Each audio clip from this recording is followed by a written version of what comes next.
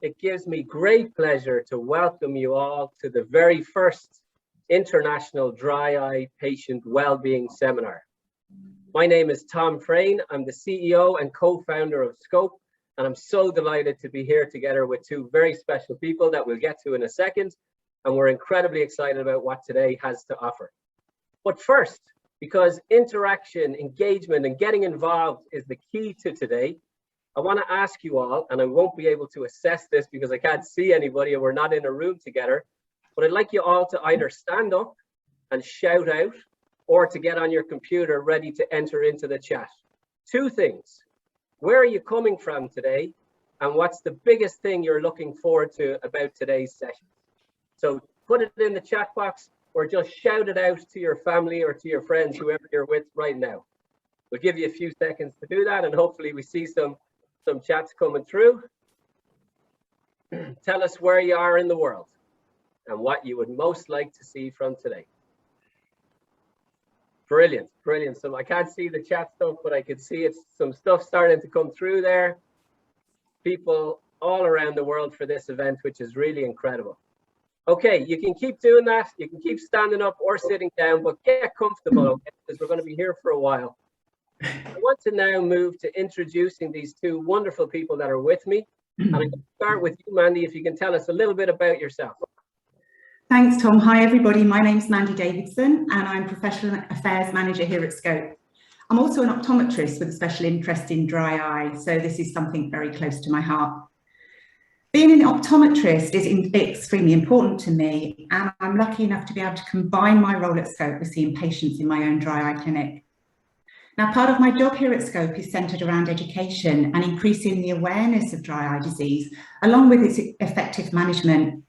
And as the lead for education, I am so extremely proud of our growing portfolio of educational resources for clinicians, which will ultimately help you, the patients.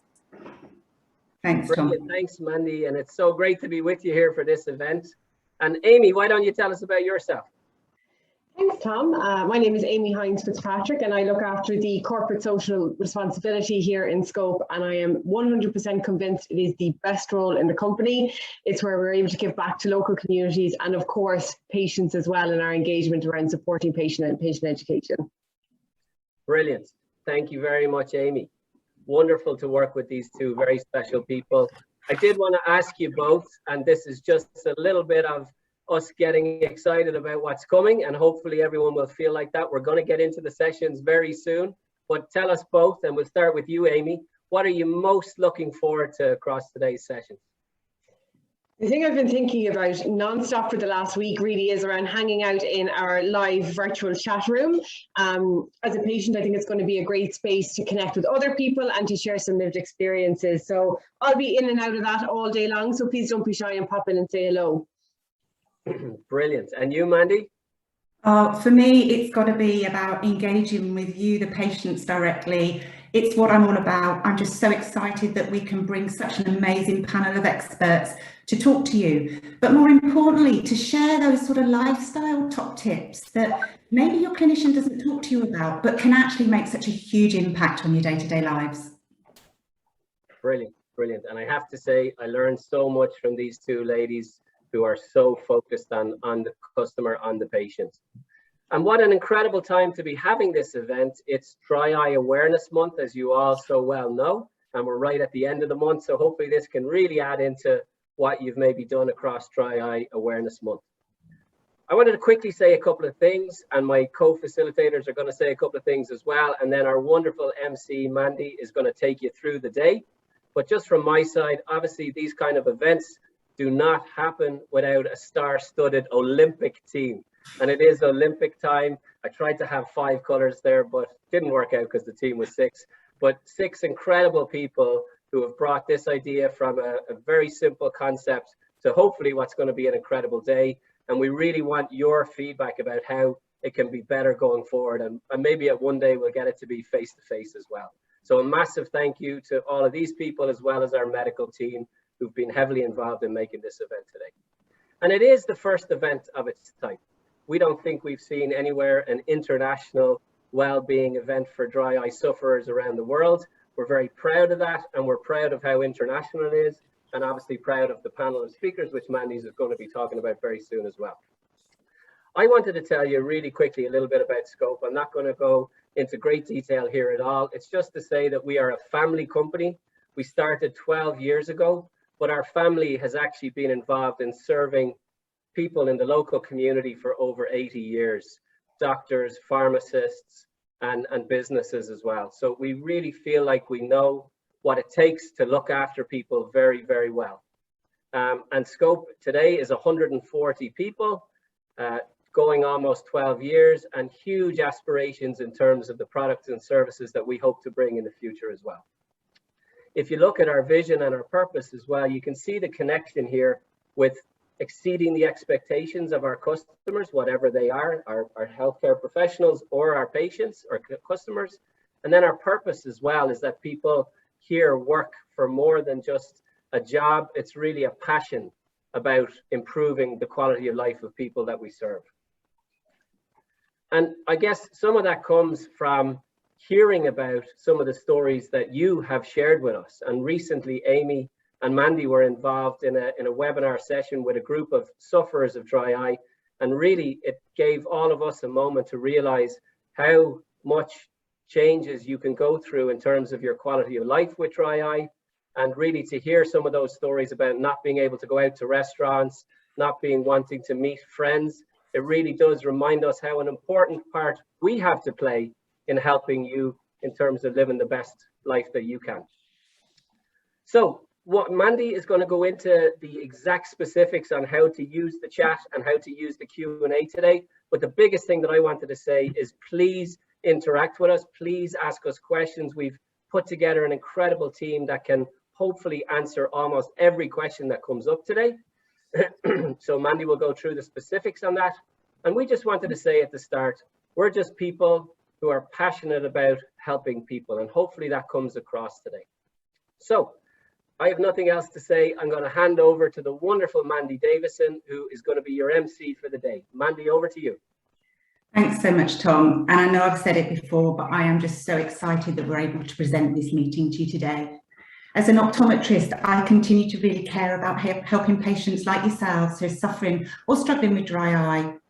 And whether I'm in my dry eye clinic helping my own patients, or whether indirectly at Scope I'm educating patients, practitioners who are helping their patients, it's about you. You're at the centre of everything I do. Dry eye is so often dismissed as an insignificant irritation, but for those of us who suffer, know that it can be so debilitating and a distressing condition to live with, and it affects us every single day. Sometimes we're left with unanswered questions, but today is all about answering some of those for you. For me, education is such a powerful tool. If we understand what's going on with dry eye, and sometimes that has to be converted into really simple terms that we can understand or visualise for ourselves, then we're actually in a much better position to appreciate why a particular recommendation has been made to us. In short, it helps us understand how we can help ourselves. So we're delighted that you've joined us today, the final day of Dry Eye Awareness Month. Over the course of the next few hours, we're going to share with you some top tips and expert advice for managing dry eye. And we'll of course try to answer as many of your questions as we can as we go through the day. You can see from our agenda slide that we have brought to you some amazing people, world-class experts in dry eye, and we're so grateful for their time that they've given us today. Depending on where you are in the world, you may recognise some of those names. Now, we're going to do our very best to keep on track with the timings of the schedule shown, but please forgive us if there are a few slight changes. Feel free to dip in and out of the sessions that interest you, and please take advantage of the mini breaks between some of the sessions.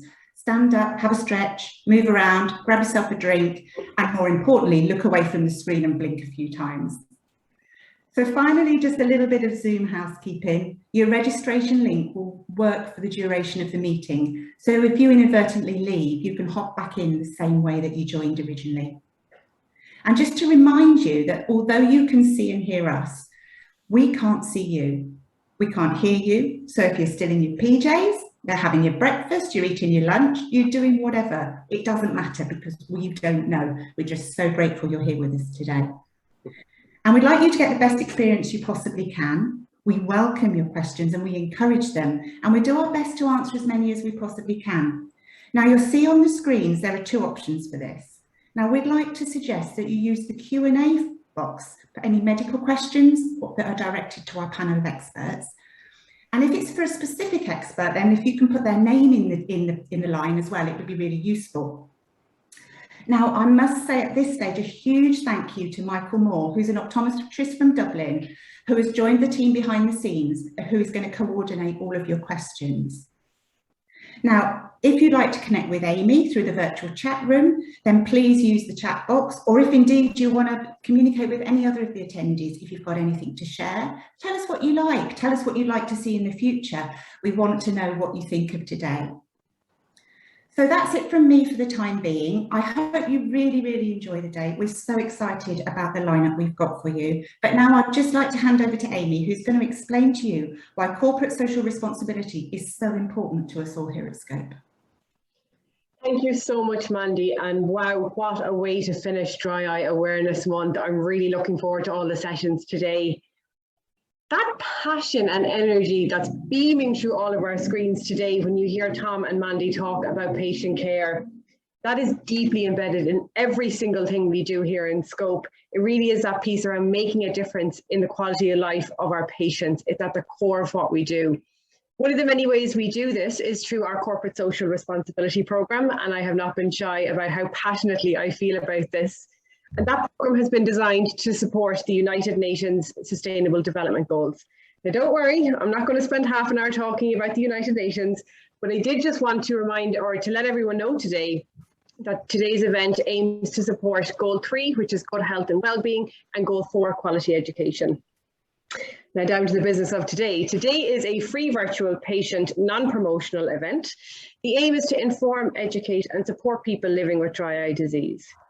To say that I am absolutely delighted that we are joined today by such a distinguished and passionate team of healthcare professionals would be an understatement, and they're joined by our education and medical teams here in Scope as well. Now, without any further delay, it is my absolute pleasure to welcome our first speaker today, who's going to be Rebecca Petrus. Rebecca is the founder and executive director of the Dry Eye Foundation.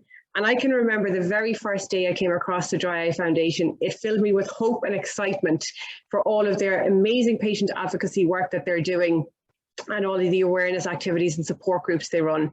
Today, Rebecca is going to speak to us about the patient journey while also drawing on some research from the foundation. So I'm going to invite Rebecca to turn on her camera now to join me on screen. Rebecca, I know it's really early where you are this morning, so thank you so much for your time. Thank you so much, Amy. Hi, everyone. It is just such an honor to be part of this event. And I just want to say how much I admire and appreciate Scope for organizing this event. They're just really taking the lead in finding some amazing and creative ways to engage and partner with our dry eye community.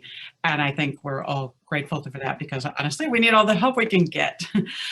So my name is Rebecca, and my story started 20 years and 11 days ago, actually, when I had LASIK.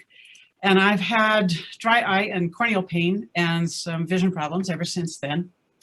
So back in 2005, in the aftermath of that, as I was working through my journey, I started a website and a forum called the Dry Eye Zone, and that eventually, years later, evolved into the Dry Eye Foundation.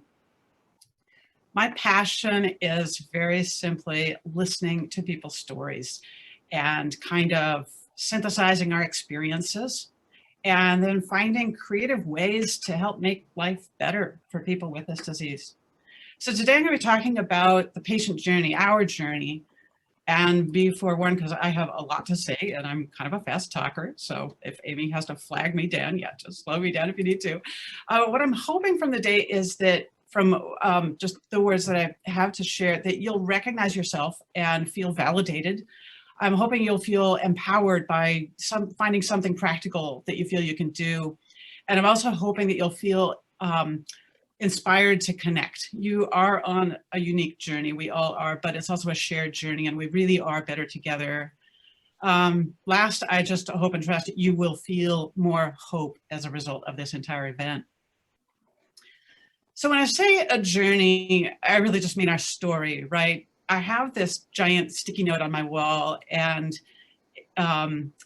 been there for a while. It's this storyline kicking around in my head about our community, how the dry eye business plays out in our lives. And there's two things that have fed into this, into my understanding of our community story. And one is this composite of thousands of conversations over the years, right? Phone conversations, email, Facebook groups, text, whatever.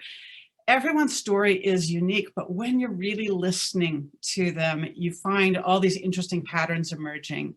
And the second thing that's feeding into it is this survey that we ran. This is my colleague Aidan and myself. It is not just a survey. It took us about 6 months to write it. Aidan and I and a therapist who helped us. It was exhaustive. We covered pretty much every aspect of the experience of dry eye disease. And 480 people completed it. So we have this enormous database, which we've barely begun to even plan analyzing, but I have a few highlights to share today that I'm excited about. So I'm first just going to tell the whole storyline very briefly in a nutshell, and then dig into some details. So part one is we have a real problem. Our eyes hurt and it's affecting our lives. And I think that's where we all start, right? Two, we take sensible steps to solve it. We go to doctors, we try stuff. Three, it's really hard and takes a long time to find solutions that actually work for us. And four, that process in its totality leaves us discouraged and anxious, and that in turn makes everything harder. So I find that as a community, we need hope that this gets better. As a community, we need ways of looking at things differently. We need to be able to reframe our story medically and otherwise. And as a community, we need things to do to change the future, to change our trajectory. We're worried about ourselves. We're worried about our kids and grandkids and what dry eye will look like in the future. And I think we want to be part of change. So let's talk about the first part of our story, which is we have a real problem. We start with symptoms because that's where everything starts, right? It's what we start feeling in our eyes. When I say symptoms, I mean the specific things we're feeling and experiencing that affect our lives. How our eyes feel: burning, stinging, gritty, dry, itchy, feeling like something's in your eye fatigue, sticky eyelids, sore, painful, sensitive to light, sensitive to wind. We all have a different collection of symptoms, right? It can also be how our eyes appear. For some people, there's chronic redness, or they look sore or tired. And for some of us, there's how our vision is affected. Is it fluctuating or blurry? So in the survey that we did, it was really interesting. We had this long list, about 22 different symptoms, and some of them were very specific sensations, and some of them were more general terms like irritation or a dry feeling. And the most interesting thing to me about the responses was not which symptoms people had or even how bad they were, but how many people had. On average, people were reporting 11 different symptoms that were really bothering them, and 5 that were like their primary thing. So we've got all these symptoms, these things we're experiencing, and symptoms are data, right? They matter. They matter just as much as any testing that's done in the office, but they typically seem to matter more to us than to our doctors. That's a practical reality, right? So one of the most useful things you can do for yourself is to learn to communicate your symptoms effectively, both in numbers and words. The rest of your dry eye journey can, in some degree, depend on the ability to do that. So I've just got 2 quick tips about this. One is OSDI. A lot of you, I think, are maybe familiar with this. It's OSDI. Google it. It's 12 questions. It takes less than a minute to fill out. It spits out a number that might seem to be simplifying your dry eye story over much. But I always remember what a dear friend of mine, an ophthalmologist, told me years and years ago. And I hope none of the ophthalmologists present would be offended by this. But she said, you know, Rebecca, we eye doctors, we're numbers nerds. Give us numbers. So that's always stuck in my head. Secondly, language-wise, I would encourage all of us to use, if you're not already, to start using the word pain. You can use a phrase also called ocular surface pain. I think a lot of us with dry eye don't necessarily relate to the word pain. We've got other terms for it, and I think we've been kind of taught to use the word dryness instead, right? But almost all of the sensations you feel in your eyes, including light sensitivity, really are pain. Look up the definition. You'll understand. That can change the conversation. Our stories are really about ocular surface pain and how it affects our lives. So that brings us to the real crux of our problem, which is the impact on our lives. When we talk about how dry eye impacts life, we mean the things we can no longer do in reasonable comfort. Some things maybe we can no longer do for as long as we need to or would like to, and maybe some things that we can't do at all anymore. And I think it's important to note that this is not just about comfort, right? It's a vision issue too. Even if dry eye isn't directly affecting your vision, you can be 20/20 on the Snellen and eye chart. But if you can't keep your eyes open because they're too uncomfortable, you got a vision problem. I mean, we can't see through our eyelids. So I think there's a functional vision reality that tends to fly under the radar here.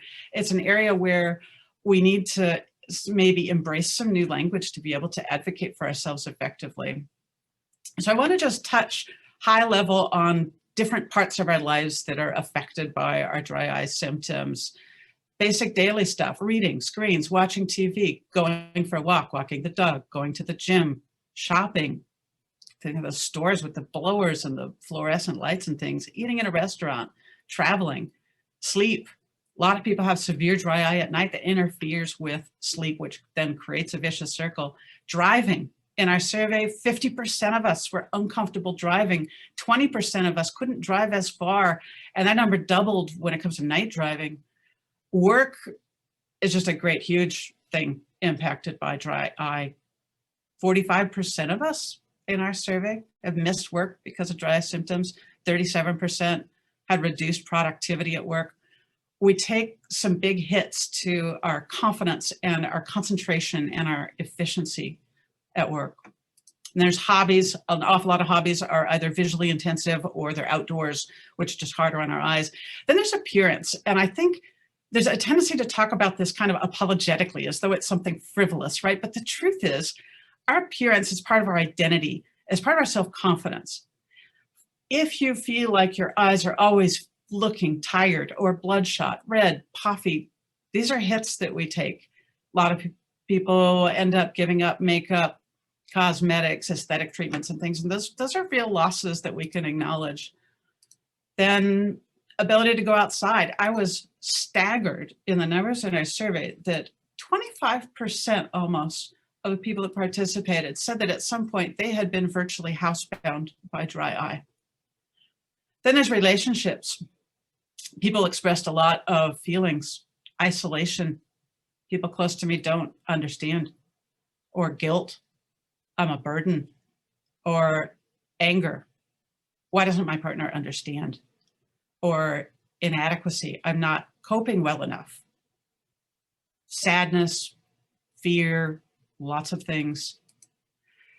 Broader emotional impact. Just going to run a few numbers out there. 63% of us said we have struggled with anxiety because of dry eye. 47% of us, half of us have said we've struggled with depression because of dry eye. And 15% of us said we've experienced suicidal ideation because of dry eye, which is very similar to chronic pain disorders, really. Just kind of echoing again that we have a pain problem.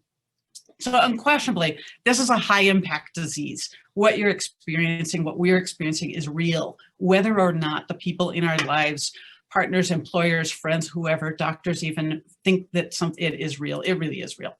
So now we go on to the second part of our story, which is this is happening to us. So we take steps to solve the problem. We know we have a problem. We take steps. We're sensible people. We do sensible things. We go to the doctor. In fact, we go to lots of doctors. Most of us have seen 3 or more eye doctors about this. A lot of us have seen an awful lot more than that.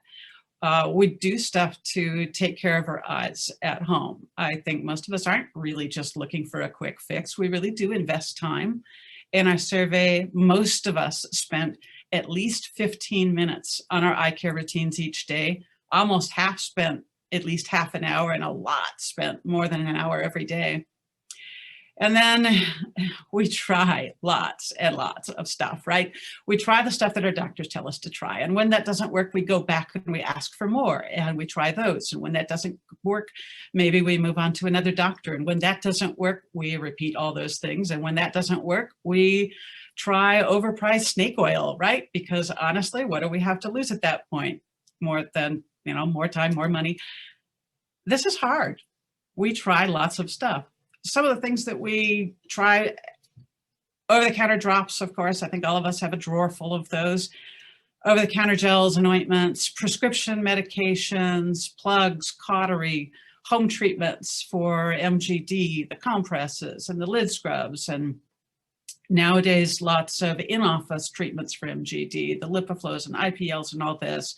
We try lifestyle stuff. We change our environment. We wear goggles. We use humidifiers. We try to hydrate more. We change our diet. We use nutritional supplements. We adjust our computer workstations. Then we get into some of the more sophisticated things, biologics, the blood serum drops. Then there's more procedures and medical devices. Some of us that are on the corneal neuralgia spectrum are taking specialized treatments for that. Then there's pros and scleral lenses and other specialty lenses. So I say we, right? And I'm speaking collectively of us as a community. We haven't each done everything. Some of us will take one category and exhaust it, and they've tried every drop ever made. Some of us have deeper pockets or better insurance than others to try more things. Some of us don't mind taking the driver's seat in our treatment. Some of us are only ever going to do what our doctors suggest. Some of us are going to actually walk in and try to tell our doctors what to prescribe for us even. Some of us are more into drugs. Some of us are more into dietary change. But I think most of us are reasonable. Some of us are pretty desperate. A few of us might be a little bit nuts. But as a community, as a whole, the willingness and effort, the effort we're putting in to help ourselves, I think it's all pretty impressive. So now we come to the third part of the story, which is it's hard. It takes a long time to find what works for us. It's so complicated. This is something I've studied for years now. It's like this intersection of a bunch of things that are conspiring to make it hard. And I'm about to basically give you some random cliff notes from the book that I haven't written, but would like to one day, about why this is so hard. One, we talk about dry eye disease, right? But the reality is it's not a single disease. There's this enormous spectrum of things. We've got reduced tear production. We've got ocular surface diseases of various sorts. We've got autoimmune diseases. There's people with mild to moderate, maybe what I'm going to call garden variety dry eye, whatever that means. There's people with eyelids that aren't closing for a variety of reasons. There's meibomian gland dysfunction and the entire industry that's grown up around that. There's neuropathic corneal pain disorders. There's a lot of people with mild to moderate pain, but there's nothing dramatic that any doctor sees, and they're just sort of deemed dry eye by default. There's corneal dystrophies that may be alongside dry eye or maybe misdiagnosed as dry eye. There's people who wearing CPAP masks venting into their eyes. There's people with floppy eyelid syndrome, recurrent erosions, SOK, all kinds of things that blend into all this. There are just so many potential diagnoses, right? It makes it complicated for us. Then there's this thing we call the sign-symptom discordance. It just means that how our eyes feel and how that impacts us may not match how our eyes look when we're examined. This is huge, and it's just hugely important. And I think eye doctors know about it, but it doesn't mean that they can do something about it. So when you're talking about people with all these different diseases and different relationships between the disease and their symptoms and all of that, there's nothing surprising about the fact that we all respond differently to treatments.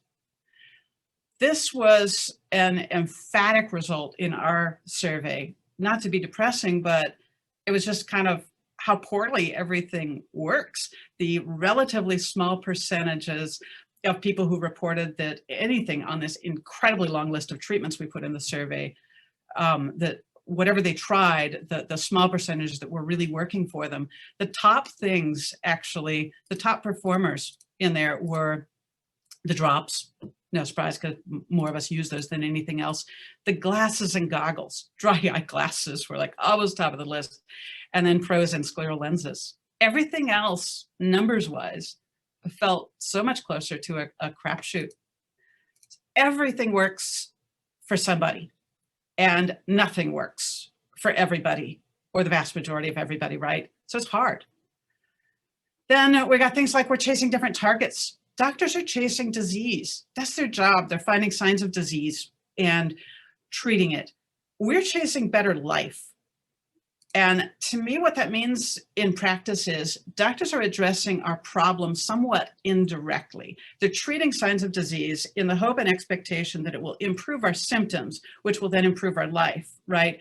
But what I would love to see is that we move into an era where we're also more directly addressing the symptoms themselves.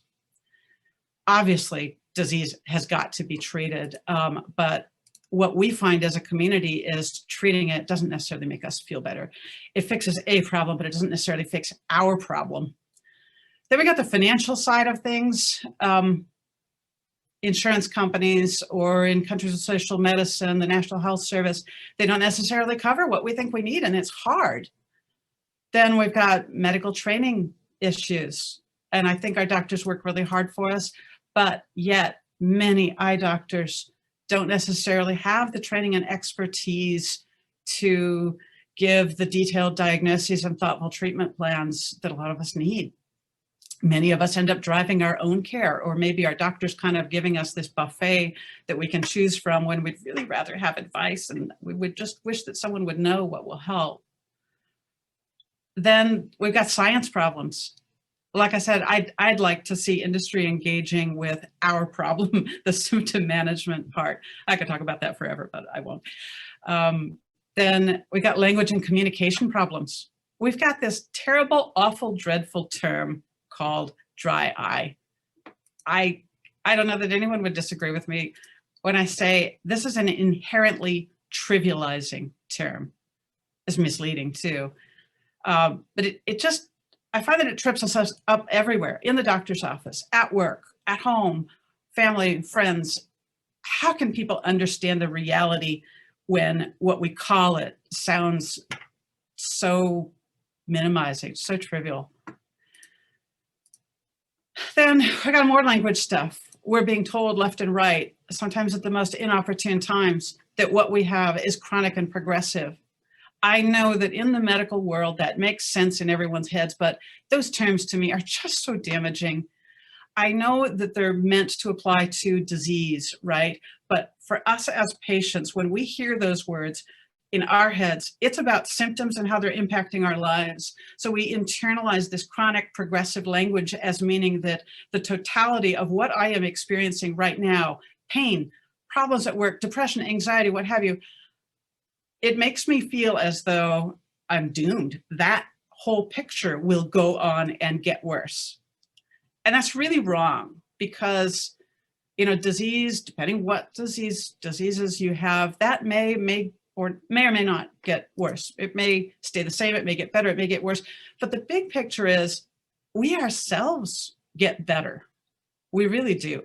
We come to a different place in the journey where we're managing and moving on, and where it's not running our lives.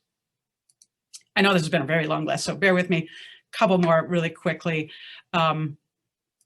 We often can't tell when treatments are working. That's something that also came across loud and clear in the data from our survey.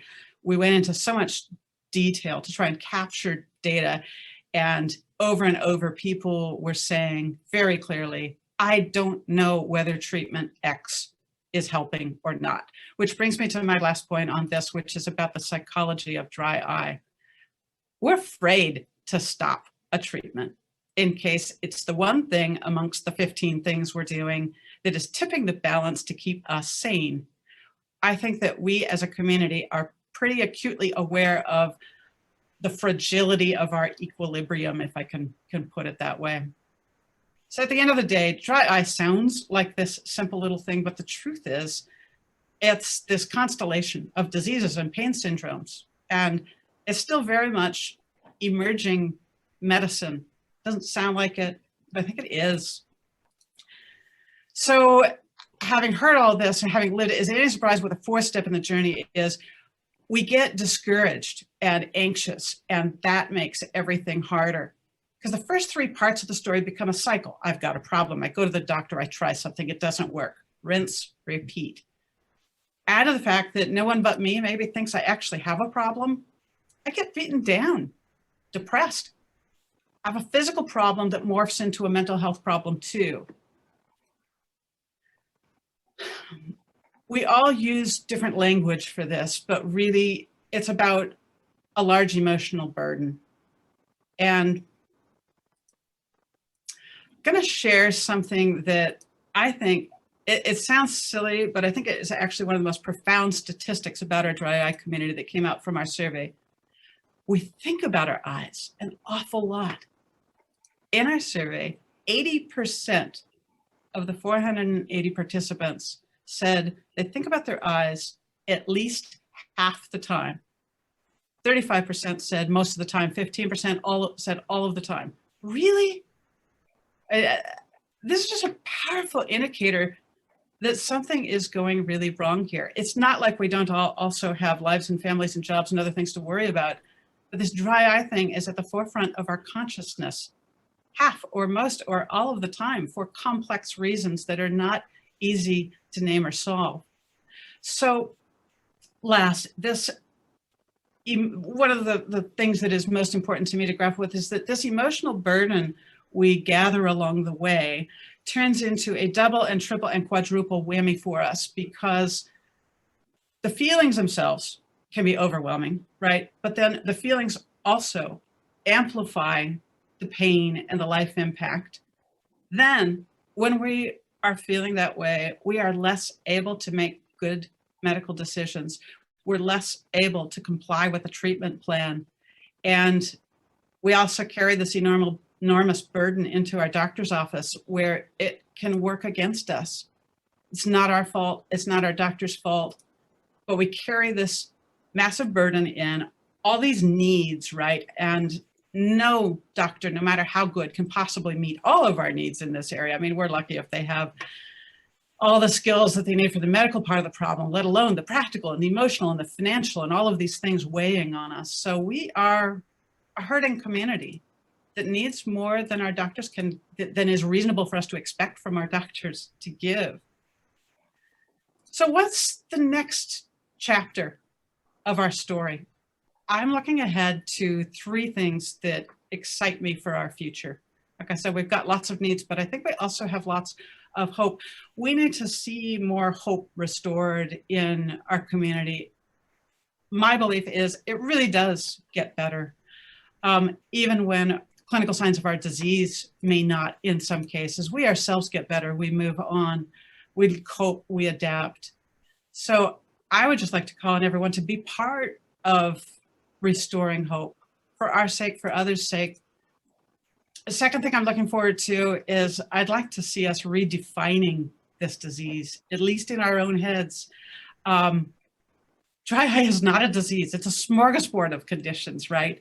So be part of thinking and talking about it differently. Think of terms like ocular surface disease instead of dry eye, ocular surface pain instead of my eyes feel dry. It sounds more complicated, but I think this will help because how we talk about things will change how others think about them. And last, I'm really looking forward to just the power that we have as a community to reshape our future. We are beginning more and more to come together as a community to identify where our issues lie, to figure out what's missing, and to roll up our sleeves to change things. Change will happen, and it happens one conversation at a time, and that's something that we can all be part of. So thank you. Rebecca, what can I say?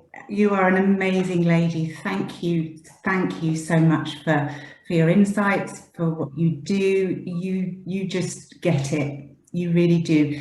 And you are a great advocate to the whole dry eye community.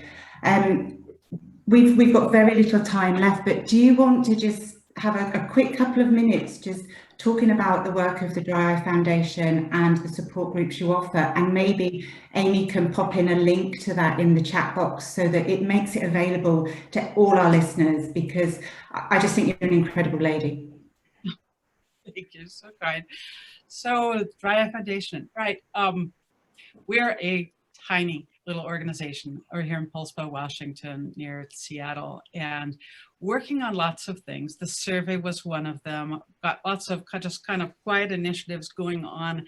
The ones that we're kind of putting the most into right now that we're excited about are all community-based. We're working on a number of different types of really Zoom-based connections for people. We just came out of a year of what we call Dry Eye Happy Hour, which were these regular patient forum discussion sessions and support groups. And now we took some time off and regrouped, and we're now developing many new ones of this. So we're having an increasing number of support groups online. Aidan's just created one for young people, millennials and Gen Z, which we're really excited about. There's a huge need out there for that. I'm working on a couple of others. We're getting together now some regular monthly meetings that instead of having patient panels, we're going to be doing doctor panels on specialized topics. We've got one coming up just next week all about scleral lenses with some amazing doctors that I'm excited about. We're also putting together dry eye working groups where small groups of us come together over an issue that we are concerned about and want to do something about. And we pool all our thoughts. We have brainstorming sessions, and then we start to work out, hey, there are things we could do about this. Come up with our ideas, whether those are things we're doing in the patient community or trying to maybe partner with industry or with doctors or whoever about forging some new paths forward. So excited about those. You can read more about those on our website or just drop in. We're doing twice weekly office hours at the Dry Eye Foundation. So you can just, anybody during that hour, just drop in, say hello, meet us, patients, doctors, anybody. We can talk about your needs, or if you were wanting to jump in and help us with something, we'd just love to meet you. Fantastic. Well, thank you so much. Sadly, we are almost out of time, but you are going to be around for the rest of the meeting, aren't you? And when we have our question and answer session at the end, you've very kindly said you'll stay around to take any more questions that people might have through the course of the meeting.